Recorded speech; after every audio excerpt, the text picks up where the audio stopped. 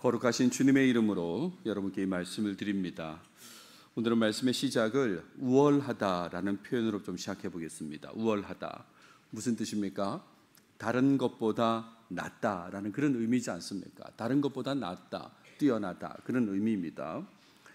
보통의 사람들은 자신이 관계된 분야에서 다른 사람보다 우월하기를 원합니다. 보통은 그렇다 이런 말입니다. 보통은 자기가 관계된 분야에 다른 사람보다 좀 우월하기를 원하죠. 그래서 우월함을 확인하면 매우 기뻐하고 내가 더 우월해하면서 기뻐하고 그렇지 못하면 우울해하기도 하는 것이 보통의 모습입니다. 이런 건 어릴 때부터도 그렇게 해온 것 같아요. 어릴 때 제가 오락실 가면 이런 너구리란 게임이 있는데 친구들보다 누가 더 많이 가느냐를 가지고 경쟁하다가 내가 좀 더 가게 되면 우월한 느낌을 받고 기뻐하고 그렇지 못하면 우울해하기도 하는 그런 모습이 있었던 것 같습니다. 뿐만 아니죠. 어떤 스포츠팀을 응원할 때 내가 응원한 팀이 승리하면 마치 내가 우월한 것처럼 기뻐하고 그렇지 못하면 우울해하기도 하는 것도 연결된다 할 수 있습니다. 그런데 이 우월감이 지나치게 되면 그러면 부정적으로 인식되는 우월의식, 우월주의로 나타나기도 하는 거죠. 가끔 이렇게 우월감을 느끼는 게 아니라 그게 지나치면 우월의식, 우월주의로 나타나게 돼요. 특정 대상에 대해 자신이 더욱 뛰어난 위치에 있다고 그렇게 생각하는 것이 우월의식이지 않습니까? 그러니까 어떤 상황에 처해도 내가 너보다는 낫다라고 하는 그런 우월의식을 갖고 사는 거, 이게 문제다 이런 말입니다. 남을 이렇게 무시하고 급기야는 모욕하는 그런 모습을 보이기도 하는 거죠. 여러분, 백인 우월주의를 한번 생각해 보십시오. 자기들만이 최고이고 때로는 폭력적인 모습까지 보이는 것은 남을 무시하고 그런 마음이 있기 때문에 그렇지 않습니까? 한편 우월하다는 것과 관련해서 인간으로서 고민할 부분도 있는데 그것은 AI 기술의 발달입니다. SBS 올해 3월 15일자 기사를 보십시오. 제목이 인간보다 우월한 AI 4년 안에 온다, 이런 기사 제목입니다. 내용 속에서 핵심은 이런 거죠. 인간보다 우월한 AGI 개발 경쟁이 됐다는 거예요. 인공범용지능이라고 하는 건데 더 뛰어난, 인간보다 뛰어난 것이 나타난다 이런 말입니다. 그러면 어떻게 될까요? 그것이 인간을 조종하게 되고 또 조종하니까 권력을 가지게 되고 한다. 그러니까 이거를 좀 고민해야 된다, 뭐 이런 기사입니다. 이렇게 우월하다는 것과 관련해서 부정적인 부분도 있어요. 그리고 걱정할 부분도 있는 것이 사실입니다. 근데 그렇다고 경계와 걱정 속에서 살면서 우월함을 배격하기만 하며 사는 것은 곤란한 것이죠. 우월함을 추구하다가 우월의식, 우월주의로 빠질까 경계하고 또 AI가 더 우월할까 고민하고 그것 속에서 우월함을 가지지 말자고 이렇게 해서는 안 된다 이런 말입니다. 우리 삶에는 긍정적으로 생각할 수 있는 차원에서 우월함, 더 나음을 마땅히 추구해야 될 부분도 있기 때문에 그렇습니다. 우리 삶에는 그런 부분도 있어요. 더 나음을 추구해야 될 부분이 있다 이런 말입니다. 특별히 하나님을 믿는 신앙인이라면 성령의 열매를 맺어야 되는 자이지 않습니까? 요즘 작년 목장에서 이거 다루실 텐데 사랑과 희락과 화평과 오래 참음과 자비와 양선과 충성과 온유와 절제이지 않습니까? 그걸 추구하는 자로서 도덕적인 우월함, 더 나음을 추구해야 되는 것이지요. 하나님을 알지 못하는 세상 사람들이 감동할 만큼 그들보다 더 나은 모습을 보여주면서 살아야 된다 이런 말입니다. 신앙을 가진 자로서 더 나은 부분이 없거나 때로는 더 못하다면 이것이야말로 큰 문제다라고 할 수 있는 것입니다. 하나님께 영광을 돌리고 복음을 전파하면서 살기를 원하신다면 여러분 속에 그런 마음이 있습니까? 나 영광 돌리며 살고 싶다고, 복음 전하며 살고 싶다고 그런 마음을 가지고 있다면 세상 사람들의 모습보다 더 나은 모습으로 꼭 살아야 된다는 것을 기억하시면 좋겠습니다. 오늘 본문에 등장하는 아브라함은 이런 부분에 있어서 좋지 못한 모습을 보여주고 있습니다. 하나님을 위해 도덕적으로 더 나은 모습을 지향하는 마음으로 말씀을 한번 살펴보고자 합니다. 오늘 다룰 본문의 중간 부분을 읽었습니다. 9절부터 18절까지를 다뤄보도록 하겠습니다. 본문을 보시면 오늘 본문은 아브라함이 그랄 땅으로 이동해서 아내를 누이라고 속였을 때에 하나님께서 개입하신 이후의 내용입니다. 개입했다는 건 지난 시간에 우리가 봤습니다. 그리고 이후의 내용이 이제 오늘 본문의 내용인데 하나님의 무서운 경고를 받은 아비멜렉이 아브라함에게 따지는 내용부터 오늘 본문이 시작되고 있습니다. 아비멜렉과 아브라함의 이 대조되는 모습에 주목하면서 말씀을 보시면 좋겠습니다. 먼저 9절 10절은 아비멜렉이 하는 이야기입니다. 아브라함의 말과 행동에 이해가 되지 않음을 말하면서 따지는 내용이다 라고 하겠어요. 이해가 안 된다는 거죠. 내가 어찌하여 우리에게 이렇게 하느냐, 아니 어떻게 이렇게 할 수 있느냐, 그렇게 따지는 거죠. 또 내가 무슨 뜻으로 이렇게 하였느냐, 도저히 이해가 되지 않는데 무슨 뜻으로 이렇게 했느냐라고 말한다, 이런 말입니다. 거기에다가 내가 무슨 죄를 범했기에 이런 표현도 써요. 이 말이 무슨 말입니까? 내가 뭘 잘못해가지고 이렇게 하느냐, 그런 얘기죠. 그리고 아브라함을 향해서는 너는 합당하지 않은 일을 했다, 아내를 누이라고 속이는 이 일은 합당하지 않다라고 그렇게 따지면서 이야기를 했습니다. 이에 대해서 11절에서 13절은 아브라함의 변명이 등장하게 되는데, 일단은 아내 때문에 죽임을 당할 수 있다고 그렇게 생각했다는 얘기를 합니다. 실제로는 이런 내용으로 시작해요. 이곳에서는 하나님을 두려워함이 없으니 라고 시작합니다. 이곳에는, 그랄 땅에는 하나님을 두려워하지 않으니까, 그래서 하나님을 두려워하지 않는 자들에게 죽임을 당할까 걱정해가지고 그래서 아내를 누이라고 속였다고 그렇게 변명을 했습니다. 거기에다가 심한 거짓말은 아니다, 아내를 누이라고 한 게 아주 심한 거짓말은 아니다 라고 얘기를 합니다. 또 그는 사라를 말하죠. 정말로 나의 이복 누이로서 내 아내가 되었음이니라 라고 그렇게 얘기했습니다. 제가 창세기 12장을 시작하면서 그 11장 끝부분에 나오는 족보를 잠깐 보여드렸습니다. 아브라함 아버지 데라가 아브람, 그리고 나홀, 하란, 그리고 사레를 낳게 되는데, 이 사레가, 이복누이가 아브라함과 결혼했다, 이런 말이지 않습니까? 또 하란은 자식이 셋이 있었습니다. 롯과 밀가와 이스가가 있었는데, 이 중에서 하란은 일찍 죽고요, 밀가는 나홀과 이렇게 또 결혼했다는 것이 이 12장 전에 나오는 내용인데, 아무튼 아브라함은 사레하고 결혼했는데 이복누이다라는 말은 맞는 말이죠. 그래서 심한 거짓말은 아니다라고 그렇게 변명을 했습니다. 세 번째는 어떤 얘기를 하냐면, 누이라고 하기로 아내와 합의했다는 얘기를 합니다. 누이라고 하기로 했다. 보세요. 하나님이 나를 내 아버지의 집을 떠나 두루 다니게 하실 때에 내가 아내에게 말하기를 이후로 우리의 가는 곳마다 그대는 나를 그대의 오라비라 하라. 이것이 그대가 내게 베풀 은혜라 하였었노라 그랬습니다.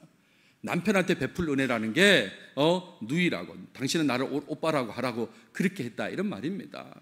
이걸 요즘 말로는 뭐라고 그러냐면 가스라이팅이라고 그렇게 얘기합니다. 그러니까 누이라고 하자, 나를 오빠라고 해라 그렇게 하는 거죠.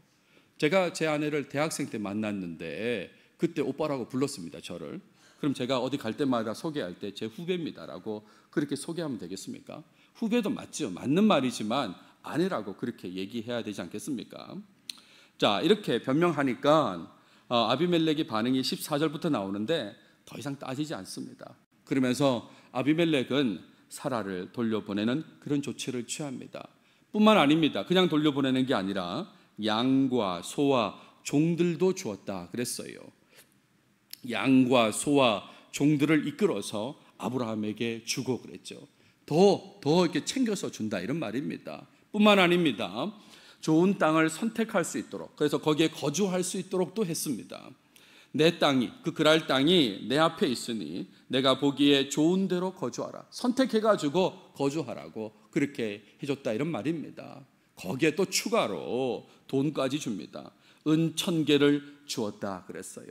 은 1000개라는 말은 은 1000세켈을 얘기하는데, 이게 무게로 생각하시면 좋겠어요. 무게가 얼만큼 되느냐, 12kg쯤 됩니다. 뭐 안 놀라실 줄 알았지만 여러분, 은 12kg 보셨습니까? 우리 식으로 따지면 3200돈 정도 됩니다. 양으로 따지면 320냥이지 않습니까? 그 정도로 많은 은을 주었다 이런 말이에요. 이게 이제 결혼 지참금 같은 그런 느낌인데, 성경에 따르면 50세겔이 결혼 지참금으로서 최대치라고 말할 수 있습니다. 신명기 22장을 보세요. 그 동침한 남자는 그 처녀의 아버지에게 은 50세겔을 주고 그 처녀를 아내로 삼을 것이라. 그가 그 처녀를 욕보여 쓴즉 평생의 그를 버리지 못하리라. 잘못함을 통해서 제공해야 되는 결혼 지참금 최고치는 50세겔이다. 그런 얘기인 거죠. 기록에 따르면 고대 바벨론 노동자는 월 0.5세겔을 받았다는 거예요.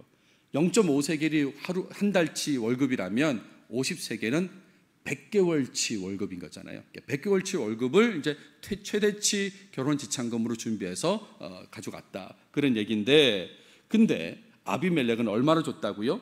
은 1000세겔을 줬다는 거예요. 그러니까 2000개월어치를 줬다 이런 말입니다. 이거를 연으로 바꾸면 166년치 연봉을 줬다 이런 말이죠. 역시나 여러분 별로 안 놀라시네. 얼만큼 줘야 놀라십니까? 아무튼 166년치 연봉을 주면서 이렇게 정리하려고 했다 이런 말이에요. 엄청난 금액으로 사라의 수치를 해결하려고 했다 이런 말입니다. 그래서 이렇게도 말하죠. 그것으로 너와 함께한 여러 사람 앞에서 내 수치를 가리게 하였노니 내 일이 다 해결되었느니라 라고 그렇게 말해줍니다. 자, 그런 다음에 이게 이제 아비멜렉의 최선을 다한 선대하는 모습이다 라고 할 수 있는데, 이 다음에 이제 정리되는 내용이 나와요. 상황이 마무리되는데, 아브라함의 기도를 통해 아비멜렉이 가지고 있던 문제가 해결되므로 상황이 마무리됩니다. 보세요.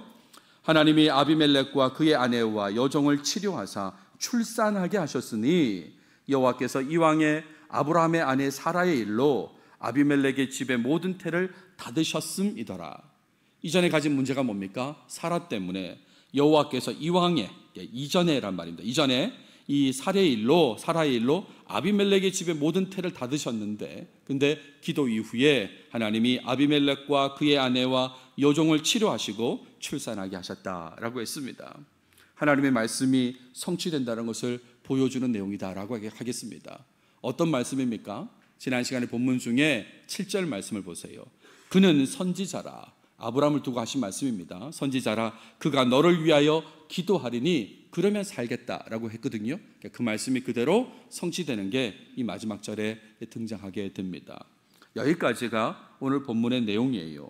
오늘 본문은 아브라함과 아비멜렉의 대조되는 모습을 잘 보여주는 내용이다라고 할 수 있겠습니다. 먼저 아비멜렉은 처음에는 아브라함에게 따지는 모습을 보였습니다. 하지만 이후 보여준 모습은 그의 수준이 높다는 것을 알게 만들죠. 그 수준이 높다는 걸 보여줍니다. 일단 공동체, 나라를 걱정하는 사람이었어요. 이 부분은 지난 시간 본문과 관련되어 있는데, 하나님의 어떤 그 꿈에 나타난 그 경고를 듣고 나서 신하들을 다 모아서 그대로 전달하는 모습을 보십시오. 나라를 걱정하는 사람이에요. 거기에다가 오늘 본문을 생각하면 아브라함과 사라를 선대하는 사람이었습니다. 얼마나 선대합니까? 그냥 돌려보내지 않아요. 양과 소와 종들을 보내고 좋은 땅을 선택해서 차지하게 하고 은 1000세겔을 주는 그런 선대의 모습을 보였다 이런 말입니다. 근데 이에 반해서 아브라함 모습은 어떤가요? 아브라함은 어떻습니까? 하나님을 신앙하는 사람으로서 보여준 모습은 마지막에 기도한 모습뿐입니다. 그 모습뿐이에요. 그의 대부분의 모습은 변명하는 모습이었습니다. 그렇죠? 하나님을 두려워하지 않는 땅이다. 그럴 땅이 하나님을 두려워하지 않는 땅이라서, 이복누이라서 이렇게 이제 변명한다 이런 말입니다. 사실은 그거는 겉으로 드러난 이유이고 속으로 그 핵심 이유는 죽음에 대한 두려움이잖아요. 죽음에 대한 두려움 때문에 아내를 누이라고 했고, 하나님을 불신했기 때문에 그렇게 아내를 누이라고 한 것입니다. 그렇지 않습니까? 이집트 땅에서 이미 같은 상황으로 경험했음에도 불구하고 그 하나님을 믿지 못하니까 또 누이라고 했다 이런 말이잖아요. 게다가 정말 실망스러운 것은 이 아브라함은 아비멜렉에게 사과하지 않습니다. 본인 때문에 힘든 상황이 벌어졌는데 아비멜렉에게 사과하지 않습니다. 뿐만 아니라 여러 가지 것들을 받지 않습니까? 양과 소와 종들과 좋은 땅과 은 1,000세겔을 받았음에도 불구하고 아비멜렉에게 감사하지 않습니다. 그의 선대에 감사하지 않는 모습을 보인다, 이런 말이에요. 그러니까 이 얼마나 우스운 상황입니까? 얼마나 우습습니까? 믿음의 조상이라고 불리게 될 아브라함입니다. 앞으로 믿음의 조상이라고 불리게 될 아브라함인데 그의 모습이 하나님을 알지 못하는 아비멜렉의 모습에 비해서 수준이 떨어져 보이기 때문에 그렇잖아요. 이렇게 수준이 떨어질 수 있는가? 아니, 신앙을 떠나서 생각해도 인간적인 모습에서 너무나 초라하다, 그런 생각을 갖게 되는 것입니다. 아내를 누이라고 하고요, 또 거기에 따른 변명들로 계속해서 말하는 그런 모습을 보십시오. 거기에다가 앞서 말씀드렸죠, 사과할 줄도 모르고 감사할 줄도 모르는 모습, 그 모습이 바로 이 아브라함의 모습이다, 이런 말입니다. 그래서 이런 내용으로 적용적으로 말씀드리고 싶은 것은 신앙인으로서 살아갈 때 하나님을 알지 못하는 사람들보다는 나은 모습으로 살아야 된다는 말씀을 드립니다. 우리가 신앙인으로 산다면 신앙을 갖지 않는 사람보다는 나아야 된다, 그 말씀을 오늘 강조해서 드리려고 한다, 이런 말이에요. 여러 인간관계 속에서 마땅히 해야 할 일을 하는 정도를 넘어서야 되는 거죠. 인간 사이라면 이 정도는 해야 돼, 마땅히 해야 돼, 그 정도 수준을 넘어서서 세상 사람들이 보기에도 좋게 평가될 만한 그런 모습으로 살아가야 된다는 말씀을 드립니다.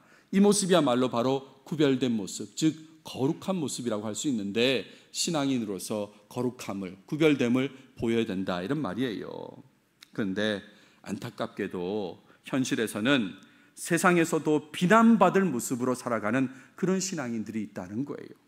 더 나은 모습을 추구해야 되는데, 아니, 더 나은 모습이 아니라 오히려 비난받는 모습, 그 수준에도 미치지 못하는 모습으로 사는 그런 신앙인들이 있다, 이런 말입니다. 이웃을 사랑하지 않는 모습이 대표적인 모습일 것입니다. 다투기도 하는데 화해하지 않고 그냥 살아갑니다. 그냥 그렇게 살아가는 거예요. 예수님이 뭐라고 말씀하셨습니까? 그러므로 예물을 제단에 드리려다가 거기서 내 형제에게 원망 들을 만한 일이 있는 것이 생각나거든 예물을 제단 앞에 두고 먼저 가서 형제와 화목하고 그 후에 와서 예물을 드리라 그랬습니다. 쉽게 말하면 예배 시간에 누구에게 원망 들을 일이 생각나거든 어떻게 하라고요? 예배 끝나고 가라고 그랬습니까? 바로 가서 화해하고 와서 예배를 드리라고 그렇지 않습니까? 근데 이 말씀 무시합니다. 그냥 화해 없는 예배만 계속 지속되는 거죠. 교회가, 교인이, 교단이 갈라져도 화해 없이 계속해서 그냥 예배만 지속하는 그런 모습. 그러니까 일반 사람들보다도 못한 모습으로 그냥 그렇게 지낸다, 이런 말입니다. 뿐만 아니라 이웃의 범위를 확대하지 않습니다. 내가 알고 지내는 사람들의 범위를 확대하지 않아요. 그러니까 본인이 속한 공동체에 자꾸 소외된 자가 생기고 그 소외된 자에 대한 관심을 두지 않는 것입니다. 본인의 말이나 행동으로 실족하는 일이 생겨도 별로 신경 쓰지 않는 그런 모습을 보이는 거죠. 왜냐하면 내가 아는 사람들과만 잘 지내면 되니까 그런 겁니다. 예수님께서 말씀하셨어요. 누구든지 나를 믿는 이 작은 자 중 하나를 실족하게 하면 차라리 연자 맷돌이 그 목에 달려서 깊은 바다에 빠뜨리는 것이 낫다라고 말씀하지 않습니까? 여기서 그 목이라고 하는 그는 누구를 말할까요? 실족시키는 자를 말할까요? 실족당하는 자를 말할까요? 본문상은 둘 다 해석이 가능합니다. 그러니까 실족시킨다면 실족시키는 자 너 죽으라고, 아니면 실족당하는 자를 죽이는 게 낫겠다고 그렇게 말할 정도로 이런 무서운 말씀을 했음에도 불구하고 그냥 사랑의 범위를 확대하지 않는 거죠. 그래서 소외된 자가 계속 발생하게 하는 겁니다. 목양교회에서 목회하면서 조금 힘든 부분을 말씀드리면 식사하는 겁니다. 식사. 새로 오신 분들한테 식사하고 가십시오, 식사하십시오 라고 해도 그분들이 식당에 가서 어디에 앉아야 되는지, 누구랑 같이 밥을 먹어야 되는지를 모르는 거예요. 제발 부탁합니다. 여러분, 늘 식사하시는 분들은 한두 달 같이 식사하신 게 아니잖아요. 그러니까 그 자리를 좀 떠나서 저랑 같이 식사합시다 라고 좀 그렇게 해주시면 좋겠어요. 그게 우리가 더 나은 모습을 보이는 아마 첫걸음이 아닐까 그런 생각이 듭니다. 꼭 범위를 좀 확대하십시오. 근데 현실에서는 안타깝게도 더 낮은 모습이, 더 낫지 못한 모습이 나타난다, 이런 말이죠. 게다가 손해보려고 하지 않는 모습도 있습니다. 조금도 양보하지 않는 그런 모습이 교회 가운데 있다, 이런 말이죠. 그러면 어떻게 됩니까? 갈등이 발생하게 되고 갈등이 심화되면 폭력을 쓰기도 하는 그런 모습이 나타난다, 이런 말이에요. 여러분, 이런 모습에 대해 누가 좋다고, 누가 괜찮다고 할 수 있겠습니까? 교회는 괜찮아, 교회는 좋아, 이렇게 말할 사람이 누가 있을까요? 하나님을 믿지 않는 사람들, 알지 못하는 사람들 중에라도 이렇게 살지 않는 사람들은 꽤 많을 거예요. 높은 수준의 도덕을 유지하는 사람들이 꽤 많을 것입니다. 그러니까요, 신앙을 가진 사람이라면 세상 사람들도 감동할 만한 모습, 더 나은 모습으로 살려고 해야 되는 거죠. 이게 바로 아까 제가 말씀드린 거룩한 모습인데, 거룩함을 드러내려고 해야 된다, 이런 말입니다. 정직이란 가치를 한번 생각해 보십시오. 오래전에 어떤 목사님의 설교를 들을 때 나온 얘기인데, 한국 교회의 신앙인들이 정직하게만 살아도 세상에 큰 영향을 줄 거라고 그렇게 말씀하시더라고요. 교회 다닌 사람들은 정직해, 이것만 심어줘도 세상은 달라질 거라고. 근데 현실에서는 정직하지 않는 사람들 중에 신앙인이라고 불리는 사람들이 많다는 거죠. 현실은 이렇다는 것입니다. 더 나은 정직은 차치하고 보통의 정직한 모습도 없다는 것을 볼 때가 있다, 이런 말이에요. 보통의 정직의 모습도 없다, 이런 말입니다. 국민일보 올해 5월 3일자 기사 제목을 보십시오. 리더십 부재, 망연자실 침례교단, 교단 정치 민낯 폐해 축소판. 그러면서 이어지는 내용이 총회장 이어 부총회장 초유의 직무정지 사태. 지금 현재 우리 교단 이야기입니다. 좀 더 진행된 얘기를 말씀드리면 직무정지가 아니라 총회장 선거는 무효가 되었습니다. 왜 이럴까요? 왜 그럴까? 제가 그 선거의 현장에 있었거든요. 그 선거 연설할 때, 후보 연설할 때 했던 말 중에 정직하지 않은 말이 있었습니다. 그 정직하지 않은 말에 대해서 고발하고, 거기 때문에 이제 이런 법적인 조치가 취해지게 된 것이죠. 너무나 안타까운 모습이다라고 할 수 있는 겁니다. 그렇다면 침례교단만 이런가? 그렇지 않습니다. 세상이 얼마나 우울한지 몰라요. 침례교단보다 더하다, 그래서 침례교단은 괜찮다, 지금 그 얘기를 하려는 게 아니라 곳곳에서 정말 더 나음을 드러내야 될 이 교회가 그러지 못하다는 예로 좀 말씀드리려고 하는데, 뉴스앤조이 6월 27일자 기사 제목입니다. 장신대 학생들 총회장 사퇴 및 목사직 박탈 요구. 그런 예장 통합 측 이야기입니다. 총회장, 현직 총회장입니다. 불륜 현장에서 걸렸습니다. 그런 상황입니다. 그러니까 무슨 선거 연설 중에 정직하지 못한 부분이 있었다 정도가 아니라 이 불륜 자체를 막 부정하고 막 이런 정직하지 못한 모습이 나타나는 거죠. 세상을 거꾸로 가면 2012년대는 정말 엄청난 일이 있었지 않습니까? 막 가는 교단총회 용역 가스총 등장. 예장 합동입니다. 용역으로 기자 출입 막고 총무가 가스총을 들이대는 그런 상황도 있었죠. 어떻습니까? 더 나은 수준을 보여야 될 교회가 그러지 못하다는 생각 들지 않습니까? 교회 간에, 교인 간에 수없이 많은 법적인 분쟁들이 생기고 있습니다. 법적인 문제, 법원에서 해결하려고 한다, 이런 말이에요. 그럼 바울이 고린도 교인들한테 뭐라고 얘기했을까요? 너희 중에 누가 다른 이와 더불어 다툼이 있는데 구태여 불의한 자들 앞에서 고발하고 성도 앞에서 하지 아니하느냐? 왜 성도 안에서 해결하지 않고 예수 믿지 않는 사람한테 가서 해결해 달라고 그러느냐고 그렇게 얘기했음에도 불구하고 수많은 고소 고발로 법원에 지금 의뢰를 하고 법원 판단을 받고 해결하려고 한다, 이런 말이죠. 이게 너무나 안타까워서 한국 기독교 화훼중재원을 만들었습니다.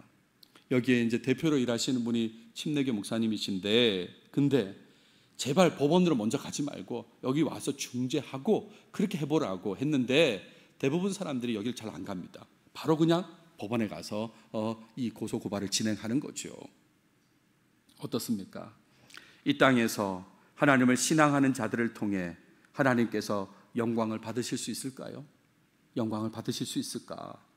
세상 사람들보다 못한 모습을 자꾸 보이게 되면 복음 전파에 큰 문제가 생길 거다. 여러분, 그런 생각 들지 않습니까? 사람들이 교회를 무시하고 좋지 않게 보면 복음 전파에 문제가 생길 거다, 그런 생각 드시죠. 갈수록 쇠퇴하는 교회, 이 신학교와 다 연결되는 상황이다라고 할 수 있고요. 교회 학교의 쇠퇴와도 연결됩니다. 아직 목양교회는 교회 학교가 건재해라고 할지 몰라도 이미 수많은 교회의 교회 학교는 사라진 상태입니다. 세상 사람들보다 나은 모습으로 살지 않으면 모든 교회들의 목표는 공허해질 겁니다. 공허해질 거예요. 우리 교회 목표 중에도 이런 게 있죠. 선교하는 교회, 이웃을 사랑하는 교회, 이런 목표가 있는데 세상에서도 통할 뿐만 아니라 더 낫다고 평가될 때에, 그럴 때에 이웃 사랑의 실천과 함께 선교가 효과적일 것이에요. 저 교회 모습은 참 좋다라고 그렇게 평가될 때 이웃 사랑도 효과가 되고 효과가 나타나고 선교도 효과가 나타날 거다, 이런 말이 있지요. 그런데 저 교회는 감사가 없어, 사과도 없어, 저 교회는 사랑도 없고 화해도 없고 정직도 없어, 이런 평가를 받는다면 아무리 선교하는 교회라고 이웃을 사랑하는 교회라고 해도 그것이 무슨 효과가 있겠습니까? 지난 화요일 밤에 있었던 일을 좀 말씀드려보겠습니다.